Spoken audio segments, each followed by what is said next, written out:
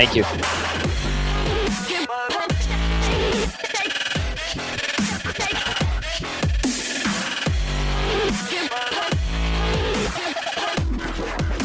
It's time for another episode of The Oil Stream with Dustin Nielson and Tom Gazzola, presented by Popeye's Louisiana Kitchen.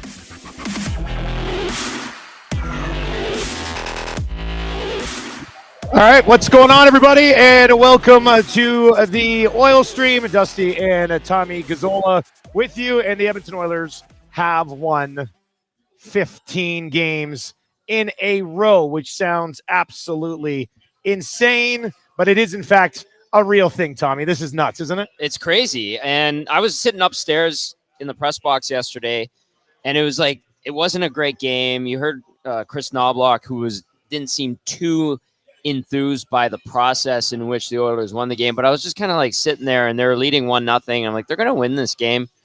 They're not playing well.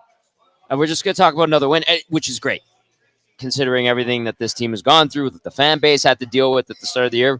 But it was like a ho-hum. I was like, oh, okay. Oh. And no worry whatsoever or concern that they were going to lose that. And like, listen, it's Chicago. They haven't won 19 in a row on the road and all that. But it was just very like, yeah, okay. Yeah. Okay. I know. That's what it was. It's ridiculous. I literally had my hand on my chin, and I was like, all right, they're going to win this game. We're going to talk about it. It's going to be a nice night. Yeah, when it got to the second period, I think you're kind of feeling like this is going to be a 3-1, 4-1, maybe 3-0 game. Like, it's bizarre watching this team. Like, even when they've had good teams, conference finals last year, when they've had these good teams, man, it still always came with like a little bit of nerves, I think, for a fan base. And now it's just like, oh yeah, they just take care of business. They don't allow more than 2 goals ever. It's remarkable. Feeling, I think it was Penner's Pancakes who says right off the top, what a great time to be a fan. Yeah. And it still doesn't seem real. I know. I said this morning on our show, I was like, you feel like you're going to wake up and it's going to be like, oh man, American Thanksgiving next week. They got to get this thing turned around. Because I don't think fans would have dreamt this type of streak, you know? No.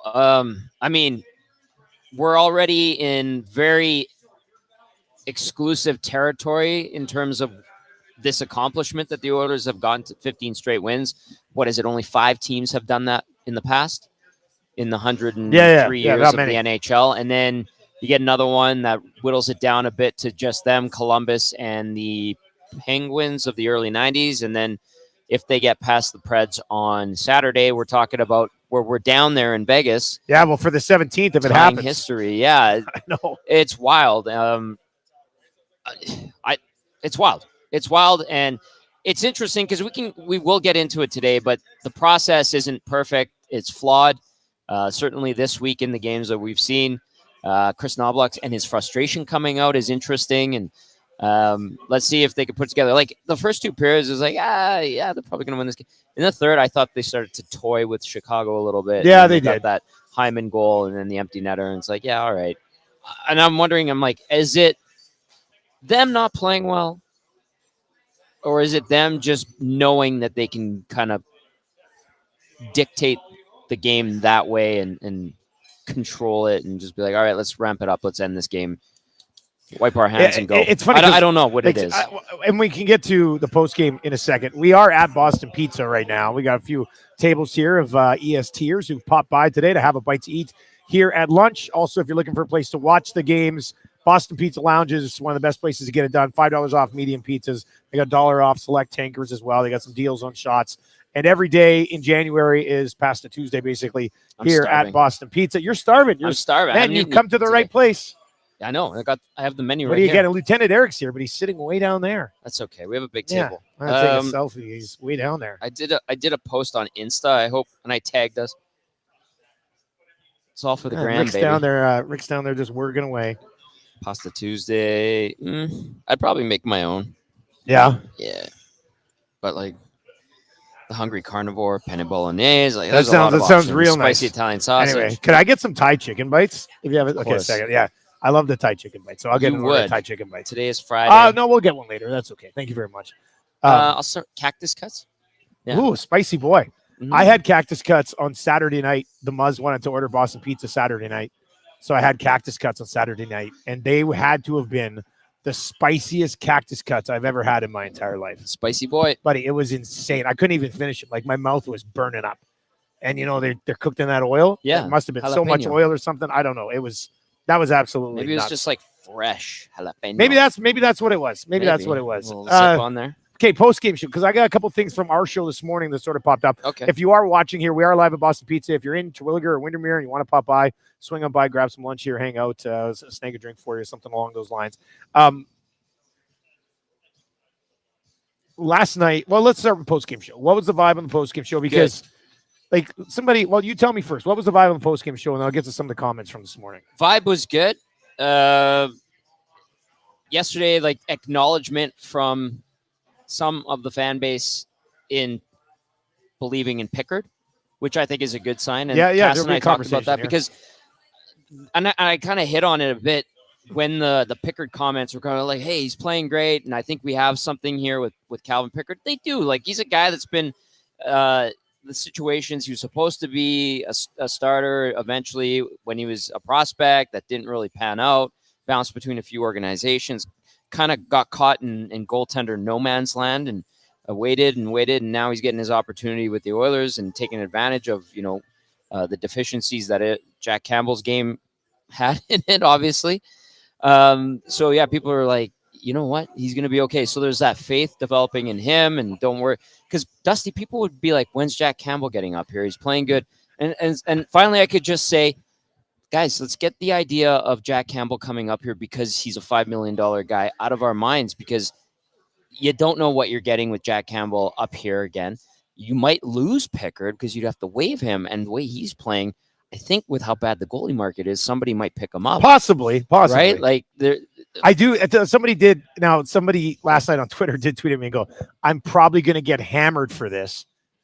But what are your thoughts of seeing Jack Campbell behind this new look Oilers defense? That's a fair comment. I know. That's a fair comment because that's like the Cornelius with Darius Jackson. Yeah, like Jack Campbell only played behind train wreck defense Oilers this year. Absolutely. Right? So, I mean, it's not happening. I mean, Everything's fine the way it is, at the exception of Corey Perry. I don't know how much tweaking you actually want to do to this lineup anyway, and we'll get to that.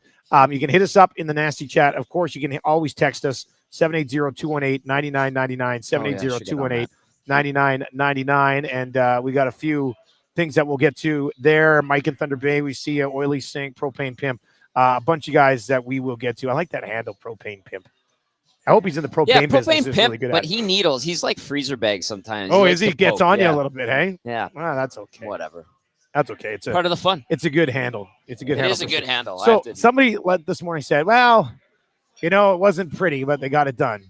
And okay, that's fair. But think about this for a second. They didn't take a penalty. They got one power play. Well, they took a penalty, but they didn't give the Hawks a power play. A bad call. So they didn't give the Hawks a power play. They only had one. They scored on it. Yep. Their goaltender got a shutout. They won by 3 goals. They had 34 shots on net. They won 58% of the faceoffs. Numbers were good. It was kind of pretty. I mean, how are you supposed to say like a 3-0 win in the National Hockey League? Yeah, it's an ugly one, but I mean, they did everything you could have asked of them last night. It's a good problem to have. Let's start there, okay? Because we're nitpicking a win. Yeah. And listen, the 2 wins this week have not been coaches' dreams. Let's go there, because the process, how they got to that result and those numbers, it wasn't the way they drew it up. And I think that's where what little frustration there is with this situation comes from. And it's that process, doing it right. I think Knobloch loading up the lines, keeping them the way they were at the end of the Columbus game. The intention was to go out there and just take the game right away from Chicago.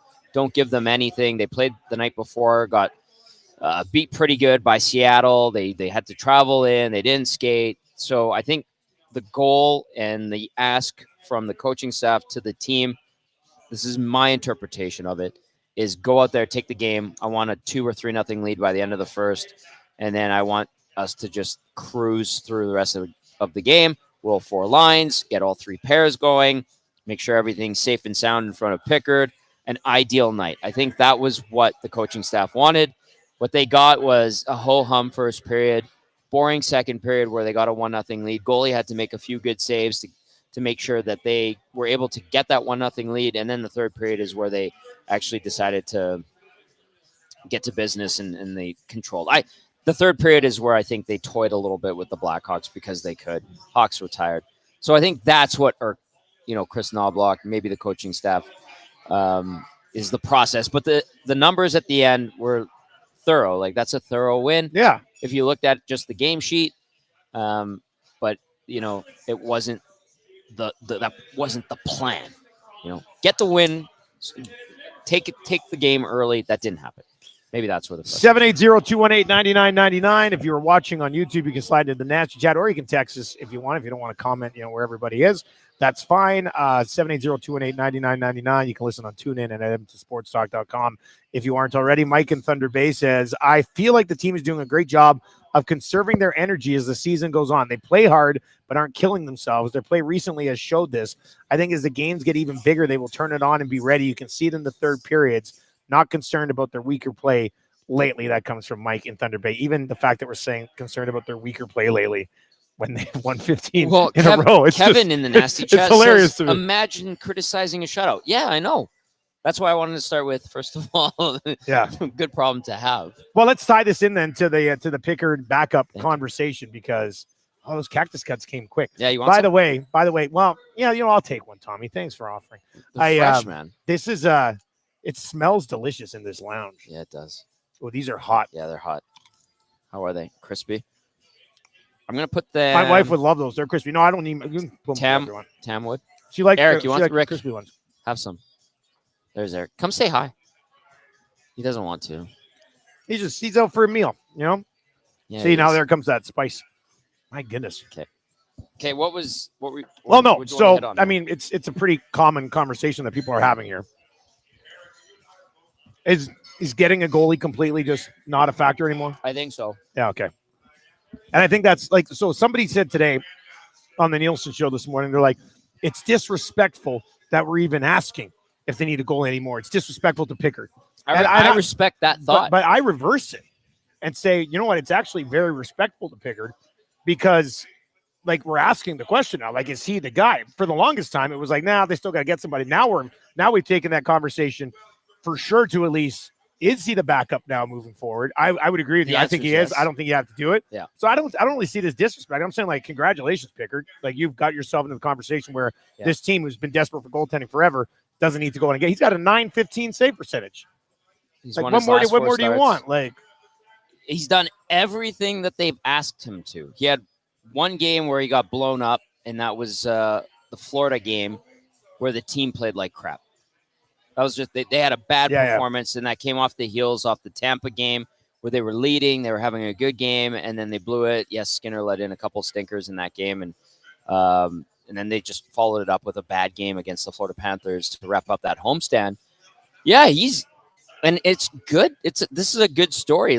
Pickard has seized the opportunity. He's a veteran guy. He's really well liked, very easy to chat with, and I like the way you put it. You put it in a positive light where it's congratulations, man. A kudos to Calvin Pickard for being an in-house solution. And that goes to the pro scouting staff saying, hey, we need a third goalie. They threw big bucks at Jack Campbell. It has not worked. The saga will end, I think, in the offseason by all accounts.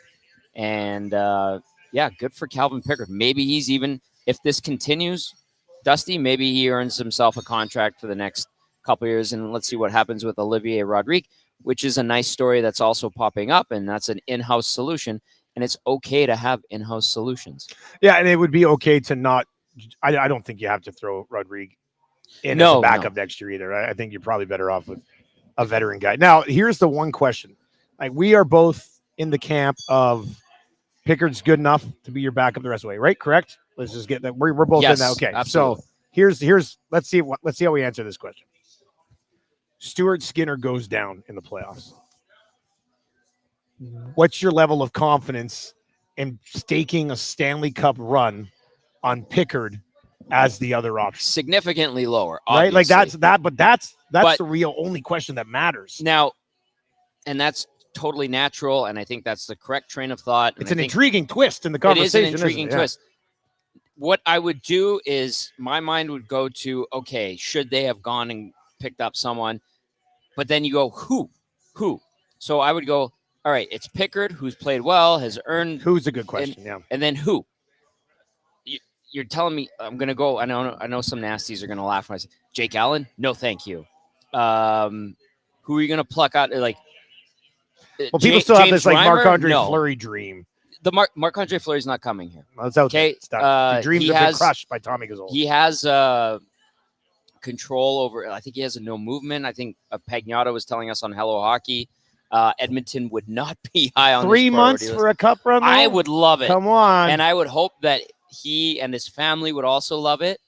But from what I've been told, like it's we thought from one of your I'm sources that Corey Perry didn't want to sniff at Canada either. He didn't initially. Yeah, exactly. Yeah. That's what I mean. And then things started to change. And as actually Pagnotta, who's great, Pagnotta's the one who broke it, by the way.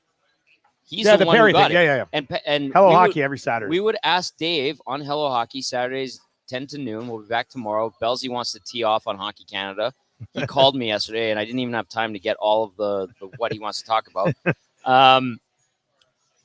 Like I'd be like, okay, Corey Perry and the Oilers. It sounds like a good fit. And Dave was like, he wants to stay out east, maybe in the U.S. And then I'd ask the next week. He'd be like, well, there's a chance, and they've talked to him, and then it got to the point where it took a little bit of it's very convincing real. and being like, it just shifted, and yeah. I'm like, okay, well, Pagnotta knows better than I do. He's dialed into all of that, and it came to fruition, and it's a good situation for Corey Perry. But going back to the goalie thing, it's like who is better that you can like realistically get? Like Marc-Andre Fleury, I would love, but it's not realistic. That's the great counter. Like that's a really good question to the other question, which is really good. Like if you lost Skinner and you're going in the playoffs, are you comfortable with Pickard? And the answer is like, not so probably not.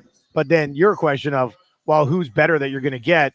And that answer is probably not really out there right now either. Yeah. So, and listen, there's like, we could go, all right, well, John Gibson would be better, or this guy would be better, that guy. And you go, okay, but how do the Oilers get that player? And they are walking a fine line with the cap, and they have other plans too. Like I've been told like they might be looking at another veteran forward. That might be a thing. So keep an eye out for that. I asked people within the organization, and I was kind of given the brushback pitch. So we'll see if that is something that happens. But yeah, it's not a finished product by any means, and we'll see where it goes. Check this out. Look at those. The Thai chicken bites have arrived. Do you eat the noodles? Nope. I don't eat any of it except the chicken bites. I don't eat the lettuce. I don't eat anything. The sweet chili sauce is great. Delicious. Yep. Throw me a napkin when you get a chance. Anyway, we'll get into that. I know there'll be people who will slide into our DMs being like, it's awful when you guys are eating on the stream. But it's lunchtime. We're at Boston Pizza. What are we going to do? Sit here and not have some of this delicious food? That's a ridiculous take. Chaz makes a good point on YouTube right now. But you can say that about almost any team, though, Dusty. If any starter goes down in the playoffs, everything changes, which is true. I mean, it worked like, yeah. The doc and the nasty chat says Tommy also said Perry wasn't interested in the Oilers, so I'm keeping my fingers crossed for Marc-Andre Fleury. Yeah, and the doc, I just laid it out. Like the reason why is because I would text Pagnotta. I'm like, what are you hearing? And he's like, no, it's not happening. It doesn't sound good. And then it slowly, like I described, it slowly started to change. The Oilers were playing better and better and better, and it's like, he talked to them, and it, there's some mutual interest there, and then the next week, I thought that's what I thought originally. It was like he's on the Oilers list. They're interested in him. They think he'd be a fit. Yep. He's kind of intrigued by it, but there might be an issue of him wanting to go to Canada. And remember, and that was it. That was the first time we talked about it. I said Monahan and Perry are on the Oilers list. Yeah. Now, whether or not Perry wanted to come here, doesn't sound like it. And then it slowly got chipped away. So the doc, just to go back to what we said, yeah, I did say that, but it just started changing. And now here it was funny yesterday. I got up in the first intermission and I looked at DVD and Jerry Motajong, and I was like, holy F, that was an effing boring period. And Corey Perry in the booth above me, like, looked at me, eyes wide. I'm like, yeah, it was, man. Yeah, It was a terrible period. it was not a good give the Hawks credit, man. They hang around They did. against the Edmonton Oilers. Yeah. So they've got that going for them as well. Your questions, of course, 780-218-9999, or hit us up in the nasty chat as well. We are live at Boston Pizza in Windermere having lunch here and banging out a little oil stream. Jimmy Onishi says Dusty has the taste buds of a child. Well, I do. I just don't really like a lot of like crunchy stuff in my food, So How about this? The boys back here. it's We're Dean and the guys from the nasty chat. They were gonna go for sushi, and then they're like, "Oh yeah, we're here on location," so they came here. And great choice. And shout out to Ian. He's got the garlic fingers going. Yeah. Yeah. No, I think that isn't the Bandera bread. Is that the Bandera? Yeah, that's You got the Bandera bread? Yeah, Bandera bread. yeah. Good Bandera choice. bread. Yeah. Of course, it's a go-to. It's an absolute staple here at Boston Pizza. And like we said, if you're looking for a place to watch the games, Boston Pizza Lounge is just like this is a really nice Boston Pizza Lounge. It's beautiful. Like, we've done a lot of different ones, like probably like different builds and stuff. But this one's very fancy. I like this one. It's nice. This is a nice area, and I don't get out here, like I said, very often. But when you do get out here and make the trek from downtown, it's actually nice. Duck Dad says Eberle's a veteran forward. He is a veteran forward, but I think the Kraken are still in the mix for a wild card spot. How about the Oilers putting teams behind them, right? Like leaving them in their dust. Credit to them. All right, so obviously you weren't at practice today. You had the hangout, and then we're here. Practice started 20 minutes ago. Yeah, and Corey Perry is on a line with Ryan McLeod and Dylan Holloway. Yeah. Let's start there. What do you think of the fit? Obviously, Fantastic. Connor Brown and Gagne will be the fourth line winger, rotate through, or Brown will be in there, I would guess. Yeah. So what do you think of that as a starting point here for Corey Perry? Ease him in. He's supposed to be a bottom six guy, like a good veteran presence. That's what he's kind of defined himself as on a bunch of good teams that have gone far in the postseason recently. Obviously, Tampa had that run with Dallas. I was with the Habs too. Great. Let's see what happens here. And Dylan Holloway, I think, was a bright spot last night. He continues to push. I wanted to get to Holloway at one point. Yeah, too. and so you have a veteran in Perry. You got some pace with McLeod and Holloway, and maybe that forces Perry to skate a little bit quicker. We talk about his foot speed dwindling as he gets older. So maybe he has to play catch up, or he has to use his hockey IQ to let those guys carry the puck, and then he works off of them, and then he creates space in the dirty areas of the offensive zone. Fantastic. Let's see where it goes. There's flexibility in this lineup now, a lot of it, top to bottom almost, and that's a great problem to have. So sure, try it out. You're in a spot now where you can just try these things out. Yeah, you put yourself in a comfortable spot where you can kind of make something. Like I tweeted last night after the game, I still like Nuge, McDavid, and Hyman together. Yeah. And then if you could, so this was suggested this morning. Actually, it was on your post-game show last night, and then we talked about it this morning. Having Fogle, Holloway, and McLeod together, and then Corey Perry. The person last night in the Nasty Chat suggested Connor Brown up there, but I said, what about Corey Perry could ride shotgun with Kane and Draisaitl, and the expectations would just be like he's your fourth best winger in the top six, right? You're not expecting more from him than Hyman or Nuge or Kane. But then that would allow you to put together this really fast line with Holloway, Fogle, and McLeod, which could be even with Perry there, depending on how Perry looks, that's a pretty good third line heading into the postseason, which they haven't really had much of. So what would you think of Fogle, McLeod, and Holloway together? If Holloway continues to progress like he is, if McLeod maintains his level like he's been doing in the last few weeks, and who am I forgetting here? And Fogle keeps playing the way he's playing. Fantastic. Like it could be actually a really good top nine. Like they can eat minutes. Which we haven't said. You can feel safe rolling them out there. They should be able relatively to big. Right? No, there's some size there. McLeod doesn't play big. No, but it's funny. They all have size. You're right. Like they all have decent size. McLeod's a big guy. Like him and Fogle, like they're the same size. They're just like Fogle's thicker.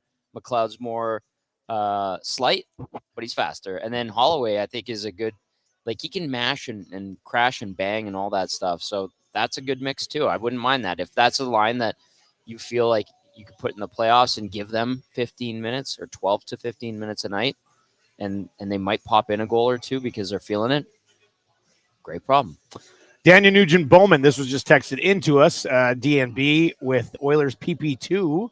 Perry, Kane, Fogle, Nurse, and Ekholm. So the real story there is just that Corey Perry replaces Connor Brown, I guess, on PP2. Yeah. I mean, it kind of seemed pretty obvious. You just throw Perry in front of the net there.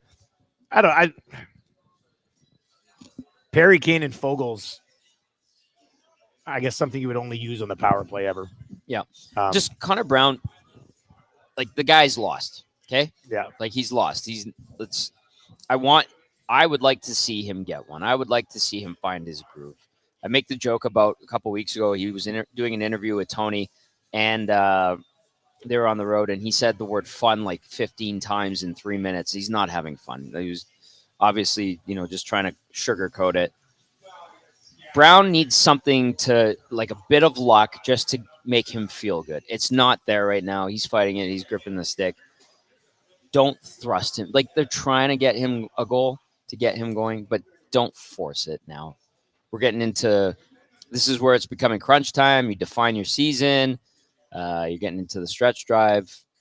Just let Corey Perry – someone asked, like, who's going to score, Connor Brown or Corey Perry first? Obviously, Corey Perry. Corey Perry might score tomorrow. I'd put money on it. I'd cool bet. What? Put money on it. And you never bet. I never bet. This blows my mind.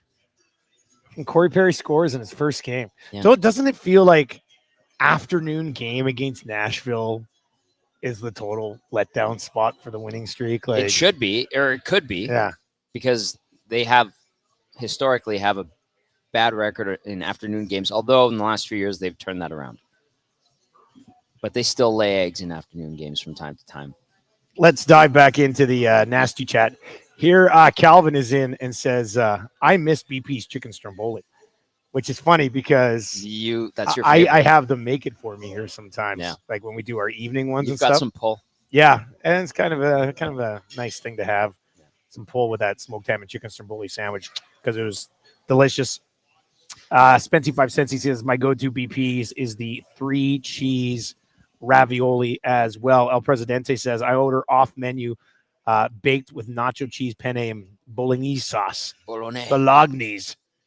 Duck Dad says, my BP's go-to is a tankard of whatever, which will certainly help as well. Duck Dad, why am I not surprised? Here, Eric, have some. 780-218.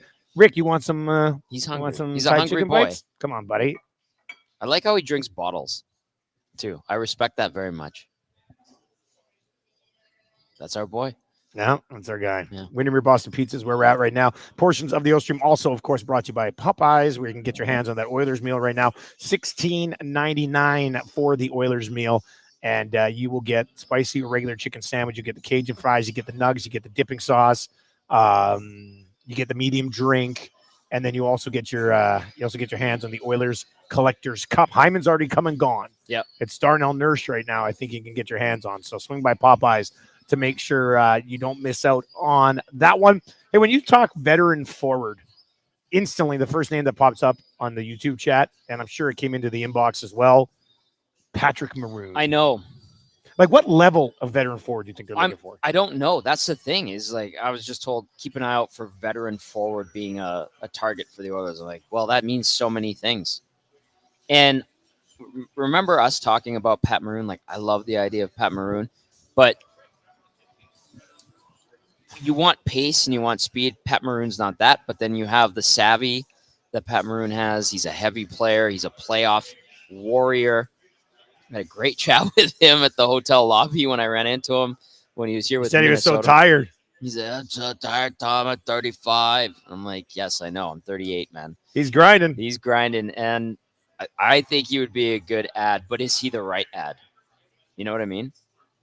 Is he the right ad? So I know that even yesterday, I'm walking to the arena. I'm going through Ford Hall, and I'm hearing people being like, hey, we got to get Patty Maroon back here. And I was just like, who's talking about this? And I'm like, I like this, but is it realistic? I don't know.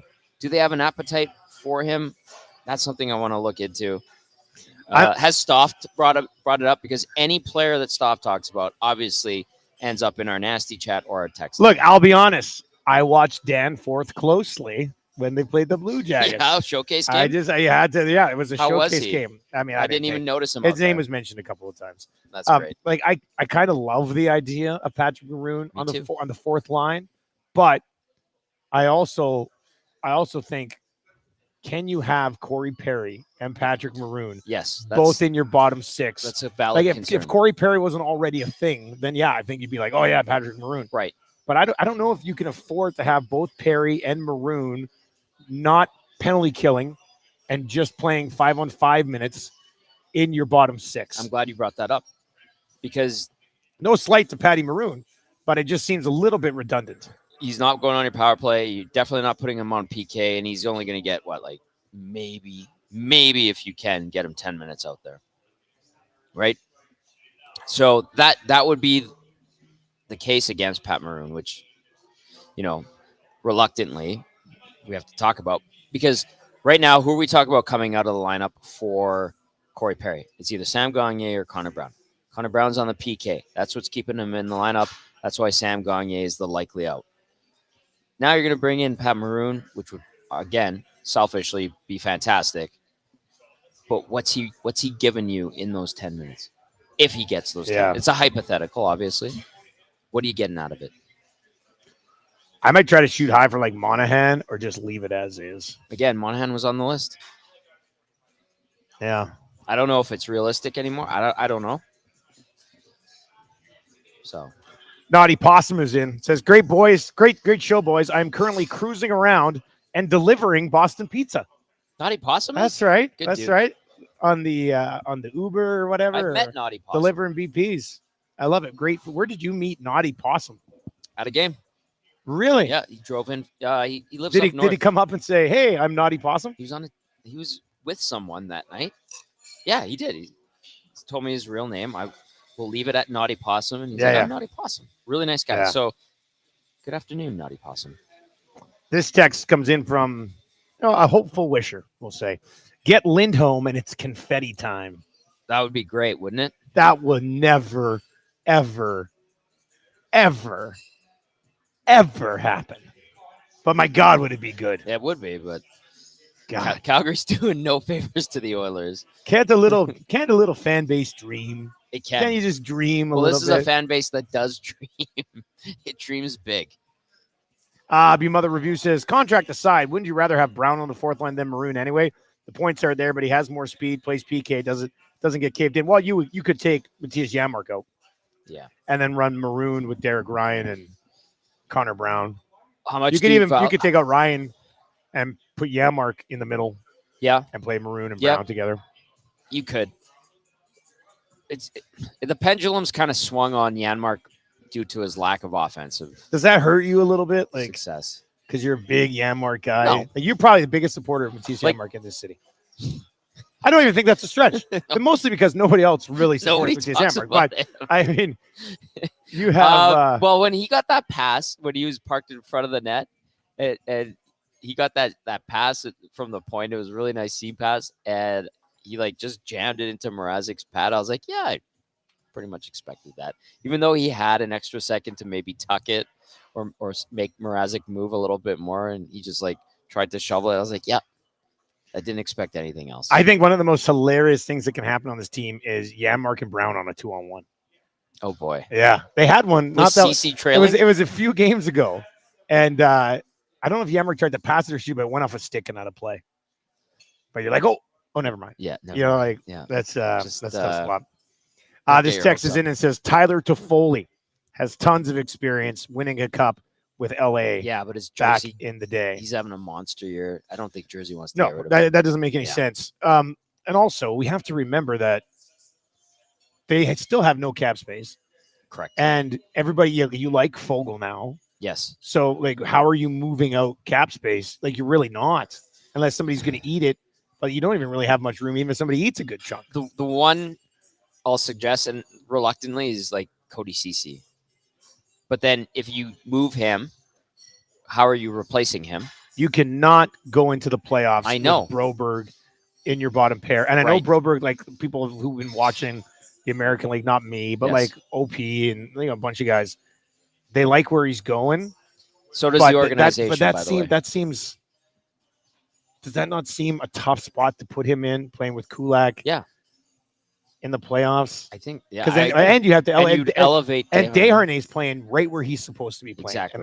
And this is a compliment to Desharnais. I'm not slight, but he is right where he needs to be. Unless, do you think you could roll him with Nurse and get away with it? I don't like it. No, I don't Me like that personally, I either. don't like it. I just don't like it as a So, pair. That's why I reluctantly said that, and Yeah. I don't think it's going to happen. And the only move you're making on CC is if you can upgrade him, right? Yeah, well, But he's been playing good this year. yeah, but I thought It's kind of like the Kulak. if we're talking about money for a forward, you can't flip CC's cap hit to a forward Right. and run with Desharnais and Broberg, can you? No, I don't think so. Unless can you find a super cheap right shot D man that you think can fill in on the third pair? Like, even I don't if like they it. just had a couple mil, like a couple $1 million. If they of hadn't space. bought out James Neal. Oh, we're still coming back to the buyouts, eh? It's This guy can't get over it. I hate buyouts. I think Can't get over they're this a guy. detriment. And as Matthew Iwanek, They're not ideal, but correctly sometimes you points get out, stuck in these situations. next year's cap penalty due to Connor Brown is a penalty. No bueno. I don't think anybody's gonna disagree with that. Like, No, I know, but you realize if things don't go well next year, how much we're gonna have to talk about this damn All cap the time. penalty. of course. Like that's not going to go over well No. at all. All right, let's see here. Oh, by the way, did I tell you that there's somebody who's interested in like? I don't think I told you this yet. I was waiting; he was going to contact me. Cookson just sent me this thing, but somebody wants to like get in touch with you about like facial creams and like Seriously? sponsoring- Yeah. Okay. Yeah. I forgot to tell you. Sure. Yeah, it's like a men's face cream thing. I'm Which in. I was just like, yeah, Tommy would I'm love all that. ears. Let's do it. Tommy would absolutely love that. I Yeah. think that'd be good. Jack? That was through Jack? He went through Jack. He like one of Jack's buddies, and Oh. he's like, man, I got like this. I don't. Well, I just want to bring it up because it's funny. That is. Yeah, I think it'd be great. I'm listening. I just want to see like on our EST account, you like going on in video and be like, hi, I'm Tom Gazzola, and I use this, and you just rubbing it on your face. It's just like getting rid of the tired eyes. Yeah, yeah, right? Like, yeah. get the- Tired eyes That's the stay thing. forever. I've had tired eyes for Wow. 15 years, man. Don't smoke and don't have kids. Yeah. Or get married. No, that smoke is one thing. I know. I like the other stuff. That's a joke. Yeah. Oh. I'm just saying. But yeah. Portions of the Oil Stream brought to you by One Putt Virtual Golf, best and most accurate indoor golf place in the city for serious and casual golfers. They got the 6 TrackMan bays, which makes it a perfect place to golf and hang out with your friends while catching the Oilers game. They also have great deals, like their Wednesday date night deal for a spicy $69. You get 1.5 hours of golf plus a $20 drink credit, and their Sunday golf where you get 50% off your first hour if you bring your kid 12 and under to golf. So, take your kids golfing. You're going to save some money on it. Nice way to get kids into the sport. I think that's a great idea. So to learn more, check them out, www.oneput.ca/deals, or follow their Instagram at OnePuttYEG, 780-218-9999, 780-218-9999. This text is in. It says, they can't even afford some cactus cuts. This one's good as well. Yeah, I'll have one more. Thanks. I still believe in Matthias Janmark. Signed, Jay Woodcroft. Also, is Janmark a modern-day Toby Peterson? Well, I don't know. I feel like more so Connor Brown's a modern-day Toby Reeder. Yeah. Sadly. But Matthias Janmark, like, he's a good NHL player. Is he offensively gifted? Yeah. Well, he has been somehow in the past. Certainly not happening this year, but it almost feels like he's settled into this defensive role. Let's get to this text. It comes from Cozy, who's sitting right there. It says, I'm sitting at BP's waiting for Tommy to pull out an impression of his mom. I had one earlier. I was doing my mom's voice to Tara. Do your mom's voice on Dylan Holloway lately. Oh, he's such a nice boy. I hope he does good. Do you like talking to him, Tommy? Yes, he's a very nice kid. Okay, that's good. Can you fit Toffoli in if 2 teams retain? Man, I don't want to really dive into that just yet. I don't think that's even real. Like, is New Jersey selling? No, I mean, is he on a trade bait board somewhere? Like, I haven't even looked at a recent trade bait board. Don't they like him? Yeah, I don't understand. I think we probably just got to give up on that one, actually. Likely. He's having a great year. Or he was. He's been a pretty consistent player for quite some time, man. Wayne Gretzky celebrating his birthday today. Oh. When we get our next drinks, we'll do a little toast here. Okay. Do a little toast to the great one. Sure. Why not, right? My drinking buddy? Yeah, you were drinking buddy. On the road, yeah. He was. When he what was that like? Like, you say Crazy. drinking buddy like once in a while or like? No, every road trip. Really? Yes. Just you and Wayne? No. Jack would be there. Stoff would be there. Okay. And then there'd be a few others that would come for one, and then they'd be like, "Okay, we're getting into it." Yeah. Like, okay, we gotta go. Yeah. It was surreal at first. Of course, it's surreal. It was first, like, right? oh my god! Thank you. The not being a good flyer thing is legit. Really? Yeah. And he would pace himself, and he would walk up and down. And the only other guys that really, especially on the late night flights, that would stay up, I can't sleep on planes, so I'd always be listening to music or reading something, is the broadcasters. So he'd always talk to Jack and Bob and Louie and Gene and Kevin Quinn when Kevin Quinn was there. And then I'd be around, and so I'd get in there, he'd come and say hi to me. And then we would just talk, and he would tell stories for an hour or two. And then it'd be like, "Hey, lobby bar?" Yeah. Like, yeah, sounds good. And actually, one night in New York, we got to New York. He goes, "Hey, lobby bar." I'm like, "All right, sweet." And did you ever say no to Wayne Gretzky? No. I mean, I don't say no to Glenn Suter. Never ever. I can't imagine He's like a Wayne very Gretzky dear friend being of like, yours. well, Suits and I are super tight. You're not going to say no to one of your best friends, a mentor, things like that. And you can never say no. Wayne Gretzky could come up to me and be like, "Hey, man, you want to go jump off this bridge with me?" I'd be like, "Yes, I do, Wayne." Yep, absolutely. Yeah, yes, I do. Thank you. Thank you for including me. Yeah. So one time in New York, he's like, "Hey, lobby bar." I'm like, "Okay, cool." I go throw my bag in my room, and I go right back down, and I'm like looking for him in the lobby. I'm looking by the bar. I don't see him. He was like tucked in a corner because he doesn't want to be seen. Yeah, of course. And so I'm like, I can't. In New York, I can't right? find him. Yeah. So I went out with our crew from Oilers TV. And the next morning he gets on the bus. He goes, "Where the hell were you?" You left him hanging in the Yeah, lobby? he's Oh, like, no. "What's wrong? Like, why did you not?" What's wrong with you? Come on. He's like, "Don't you have my number?" I'm like, "No, I'm not going to ask for your number." So he's a great guy. Honestly, happy birthday. Had a chance to spend some time with him in this past summer, probably again this summer coming up. And he's an absolute beauty. Yeah. Just wants to be one of the boys. That's the one thing I'll say about him. Yeah. Well, happy birthday. Yeah. Cheers. Cheers to 99. Cheers to 99. Yep. And 63rd birthday? Yeah. Great family, too. Dell says, "Come on, Dusty, you wouldn't jump." Probably not. I'm not good with heights. But if he said something else, I would definitely do it.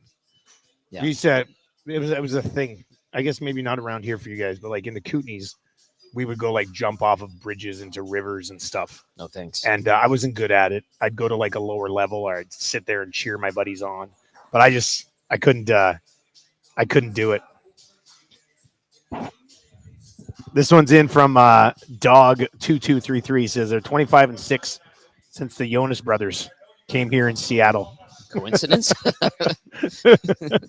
It's Jonas Brothers, by the way. That's good. I like that one as well. Surveyor Brett says, "I think we need Tommy to do a full 30-minute bit of him and his mom talking like Howard Stern does." You know what we'd like to do? I'd like to do a Dick Venerette, Tommy's mom show. That would be amazing. My mom got mad at me. Remember the whole ball hockey thing? Yeah, of course. I had to lay off. Yeah. She's like, "Don't do my impression."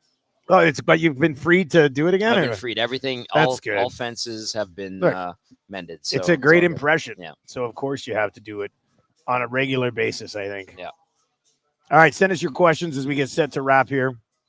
Sean is in and say, "Have you boys talked about Perry on a line with McLeod and Holloway? What are your thoughts?" We did talk about it, but if you're just tuning in right now, I think we like it. Yeah. I think we like it. It forces him to play quick. I asked this of Luke Gazdick yesterday on our show. What are your expectations for Dylan Holloway down the stretch and into the playoffs? More of what he did yesterday. More of what he's done since he's come back. So just keep doing what you're doing, right? Yes. And I think part of it is his mindset, because remember, Dusty, when like he hasn't put up a ton of points this year, obviously. And I remember early in the year, his motor's always running. If it's not working offensively for him, he has this attitude where he keeps going, keeps pushing it, doesn't get deterred. And now we're seeing a little bit of the fruits of that labor starting to pop up offensively. He's getting a couple points. He's getting some opportunities. Keep doing that because eventually the dam will break. So more of the same, and the confidence comes with that. The points come with that. And is he going to shoot out the lights? Probably not. Could he? Yeah, maybe. But I know this is such going. like a cheesy take, but he's starting to look like it looks like he's becoming a man a bit now.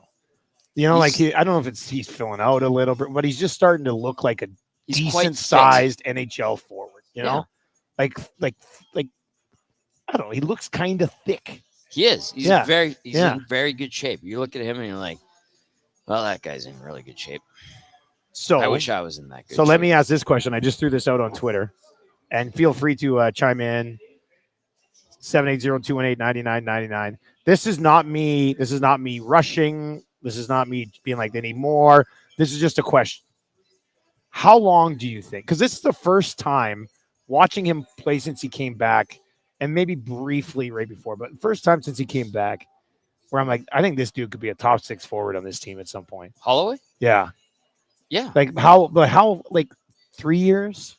2 years from now, like midway through next season, like coming into camp next year, if they've got the main 5 and it's Fogle and it's McLeod and it's like, could he be a top 6 guy to start next season?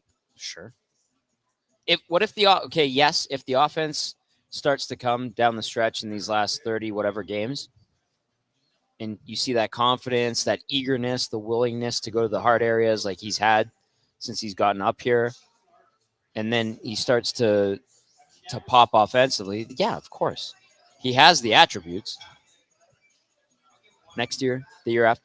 Why put a limit on it? Yeah, no, I know. I don't think there's a limit. I'm curious. Like if he I think Stoff uses the term, if he pops. Yeah, pops. If he pops during the playoffs, and he's already popping a little bit, poppity pop. But if he goes out in the playoffs and they go on a deep run and you know, he plays 20 playoff games and he scores like 6 or 7 goals or something like that. I mean, I guess what we're saying is we're not crazy to think that he could possibly win a job in the top 6 next year. Yeah, and we didn't expect Fogle to be that guy this year. No, that's true. Has the mindset shifted that we don't think of Dylan Holloway as a potential top 6? That's what I'm wondering. I always thought he was eventually going to succeed as a top 6 winger or forward on this team at some point. Like, this is really his second pro season, right? Yeah, he's still working. He's still working his way in. Why have we painted him with a different brush because it hasn't popped yet? No, I haven't. Yeah, I think we saw some of it from the fan base, just like questioning whether or not it's still there. Like, is he just going to become a really good third liner? And I think the conversation is full blown open again to being a second line winger. Like, what? That window is never closed. When he skates with the puck through the neutral zone at times, man, you can see why people will be excited about it. Yeah. Right. And when he can get a shot off, it's almost there. Like, do you notice like there's sticks getting in the way of his shots right now, deflected out of play? When he figures out the spacing and the timing and it just clicks and he gets that extra split second and he's going to be able to get that shot off, those pucks are going to go in eventually and people are going to be celebrating him. And that's where they're going to be like, this guy could be a top 6. McJesus is in and says, by the playoffs, if they don't add a top 6 winger. Could you see him getting a, like, maybe things crank up that quickly with him that they're like come playoff time? I think that's probably a little wishful thinking, but I don't think it's going to happen. But I wouldn't say it. I wouldn't say it's impossible. Penner's Pancake says his 37 getting re-signed might have priced himself out. No, he only has 25 points, 24 points. I think he's overpaid right now. I think he might have to. I said it before. I think he might have to take a haircut. I think he's kind of, with the way he's playing right now, producing right now, I think he's paid where he should be paid. And I don't think he's overpaid. Okay, right now. Well, we talked about it on Wednesday. We did it on Wednesday. What if they give him? What if they give him the same contract? That's fine, right? Yeah. It's interesting to see how content people have become with him. because before they couldn't move him up. Although he wasn't even in the lineup at times last season. He was a healthy scratch in favor of Jesse Puljujärvi. Yeah, and they blew that one. So what are you going to do? You would say that. Pat is in. I think this is a little piss jug in the inbox. Mm-hmm. When did the Oilers bring up Campbell, or is his time done? All right, PJ, time to go home. You're drunk. No, let me ask this, though. If a goalie got hurt, would you feel okay with Campbell just being the backup or whatever? Now, I'm play's gotten a personally little at bit the point better. I'd like to see Rodrigue. Yeah, okay, fair enough. Arises. Fair enough, too. So then what the hell are you supposed to do with this other guy? Jack You Campbell? know it's a buyout coming, eh, Tommy? It's They're going to drive you they're nuts. Trading him. How? How did the Kings trade Cal Peterson? How are the Columbus Blue What was the Jackets Cal gonna Peterson trade? Evis Merzlikins. Do we remember the Cal Peterson trade off the top of our head? Yeah, the Kings had to give up a little extra to How sweeten much? the pot. Let's take a little peek-see here at Cal Peterson. Cal Peterson, by the way, got called up by Philly. Well, because of that Carter Hart And thing. the only games he's played this year were against LA. He's 1-1. Traded from Los Angeles with Yep. Sean Walker and Helge Grans Well, Sean Walker, that's them juicing it up. and a second-round pick. Yeah. But they got Provorov. Yeah. Hodgson and Provorov going the other way. James in the nasty chat says, what skater gets sent down if Campbell returns? He's not returning. Guys, everybody else, please send in your Why? Jack Campbell returning scenarios so I can see this guy's head explode by the end of the episode. Let it go and forget the contract. It's Daryl Cates' money. It's not yours. Don't be offended.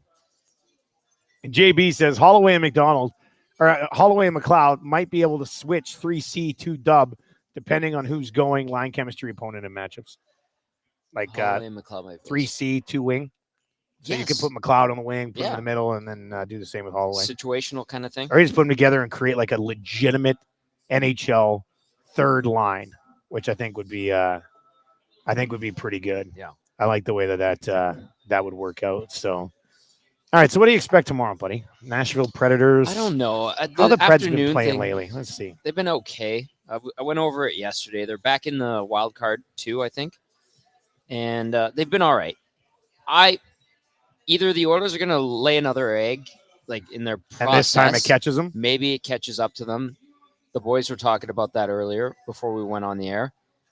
Or they wake up and they go into the break firing on all cylinders and they're pumped up because guys are going to get out of town. A couple guys are going to the All-Star and they just take care of business. They got embarrassed by the Preds, by the way, earlier this season at home. Maybe they want to atone a little bit for that, although it was a little while ago. I think they stretch it to 16 wins. I think that they play better, especially if the coaching staff makes a point of getting in their ear about it. And I think we're talking about the potential of a 17-game winning streak going into that game February 6th. I think they buckle it down. I'm going to give them the benefit of the doubt. And that game, February 6th, to go for 17, we will be in Vegas, flying down there with the airport. Not through the airport. We're teaming up with the airport. If you missed it at Edmonton Sports Talk, we're also going to be giving away a trip to Vegas. Awesome.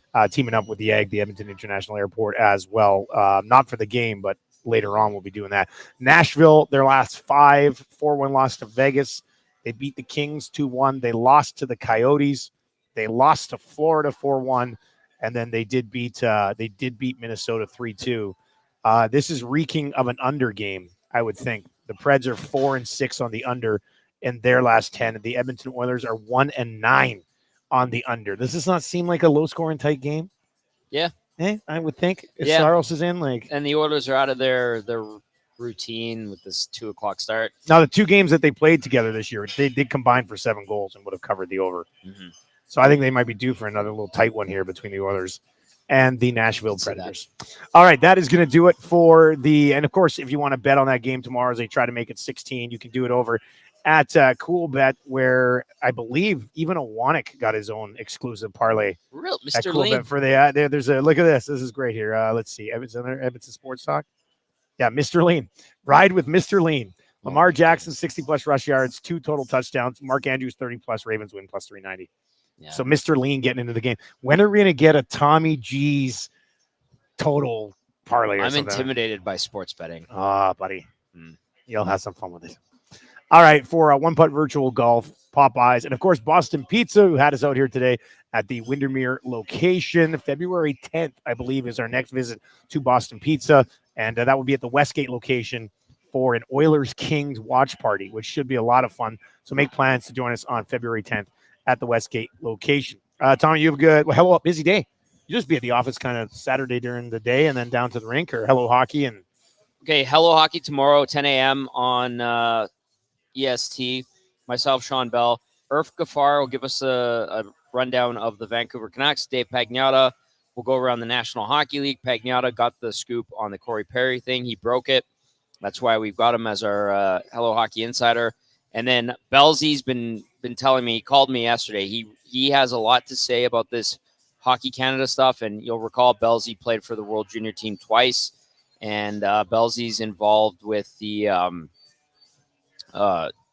JPHL. So he's all over everything that's going on in the world of junior hockey. And like, I've never had him call me to be like, listen, I need to talk about this. He wants the platform, eh? And I was like, whoa. I'm like, yeah, of course. It's our show. You can do whatever the hell you exactly. want. But I don't know where he's going with this, and he's pumping it up, and he's mad. So we're going to give him the time to spew on it, because there's a lot going on over there right now. Hello Hockey tomorrow morning, and then pregame. What time do you get rolling for pregame? So, yeah, I'll be in studio for Hello Hockey. Then I'm going to rip down. home studio for pregame at 12:30, and then we've got the Orders and the Preds, and then should be a good postgame as well. All right, that is going to do it for the Oil Stream today. Thanks to those who popped by here. Thanks for joining us, and we will talk to you on Monday.